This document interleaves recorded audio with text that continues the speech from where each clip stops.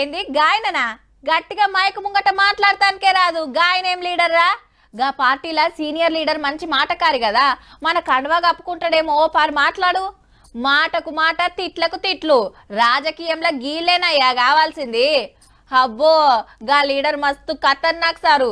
ఎప్పుడు ఏదో కేసులో తిరుగుతూనే ఉంటాడు. ఆనే టోళ్ళ కోసం ఎంకులాడే కాలంలా గీ ముచ్చట చెప్పుకోవర్తిమి.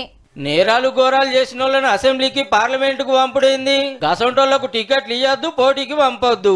ఓహో, మేం కాదుల్లో, దేశం పెద్ద కోర్టు అన్నది. తప్పు చేసిండని తేలితే 6 ఏళ్ల దాకా రాజకీయాలకు దూరం పెట్టాలనో లాయర్ కేసేస్తే మీరేమంటారో చెప్పురని ఎన్నికల సంఘానికి సెంటర్ వాళ్ళకి ఆర్డర్ వేసింది. వీళ్ళు చెప్పిన దాన్ని బట్టి ముంగడికి పోతారట.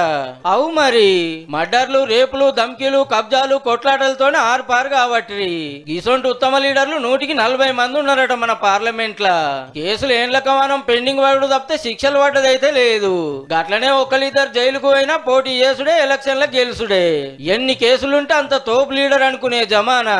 పార్టీలు గిన గసంటోళ్ళని దేవులాడే టికెట్లు ఇవ్వబట్టే. పోనీ ఓటర్ దేవుళ్ళన్న పట్టించుకుంటారా అంటే ఏ గవ్వన్ని మాకెందుకు, ఏలికి ఇంకంటే ముంగట మరి మాకేందన్నదే ముఖ్యమైంది చాలా మందికి. ఇక కోర్టుకు ఎన్నికల సంఘం ఏం చెప్తుందో, సెంటర్ వాళ్ళు ఏమంటారో గానీ ఇక్కడ మనం 2 ముచ్చట్లు మాట్లాడుకోవాలబ్బా.